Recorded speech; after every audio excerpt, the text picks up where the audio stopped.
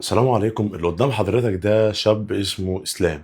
اسلام من الناس المحترمه جدا، ولكن يعني ربنا يصبره على اللي هو فيه، ربنا يصبره يا رب ويصبر قلبه. ليه؟ اسلام كان عنده زوجه وعنده بنات وعنده اسره، يعني كانت حلوه جدا مالي عليه الدنيا. ولكن يعني ربنا سبحانه وتعالى اراد ان اسلام بناته وزوجته ان هم يتوفوا يعني في حريقه. فاسلام يعني قصته من القصص اللي تخليك كل يوم تقعد تقول يعني يا رب انت انعمت عليا بنعم كتير جدا، طب انا ازاي ما كنتش شايف النعم دي؟ هتقول لي طبعا لو حد مكان اسلام المفروض او اسلام نفسه كان خلاص بقى يأس من الدنيا كلها. هقول لك الا ان اسلام صبر، وسبحانك يا رب قرر ان هو برضه يشتغل، يروح يجيب بضاعة يحطها في الشارع في اسكندرية في منطقة الإبراهيمية ويقف يبيعها بالطريقة دي.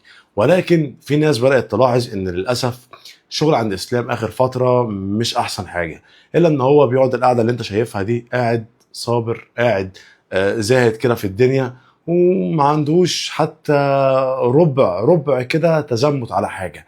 وده يبين لك ان اسلام من الناس اللي عندها ايمان قوي جدا بربنا سبحانه وتعالى. فاحنا دلوقتي كل اللي طالبينه ايه وايه اللي انا بقوله لكم؟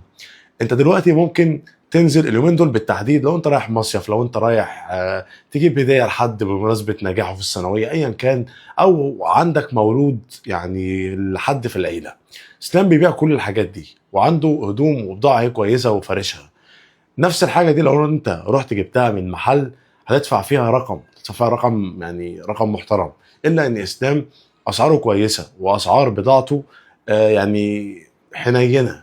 ففيها ايه لو انت رايح تجيب هديه او رايح تجيب حاجه من الملابس دي لابنك لمواليد لايا كان، تروح تنفع اسلام.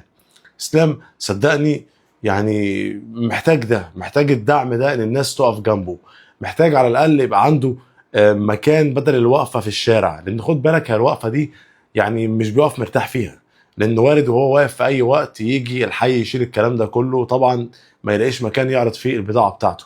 فاسلام بتمنى ان الناس تقف معاه، بتمنى ان الناس تروح تشتري منه. يعني ما بقولكش يا سيدي اشتري كده وانت ما تعرفش حاجه، لا، روح، الراجل موجود في الابراهيميه شارع لجاتيه عند مخبز او فرن قصر عابدين، العنوان ما يتوهش. يعني اتمنى ان بعد الفيديو ده الناس كلها تكون موجوده عند اسلام. اتمنى ان بعد فتره قريبه نلاقي اسلام عنده محل، عنده مكان يعني يلم بضاعته دي فيه، يكون قاعد في مكان معزز مكرم، مش قلقان ان الحي يجي، مش قلقان ان البلديه تعدي، مش قلقان من حاجه. فباذن الله اسلام ربنا يرزقك، ربنا يصبرك، ربنا يرحم زوجتك ويرحم بناتك ويلهمك الصبر والسلوان.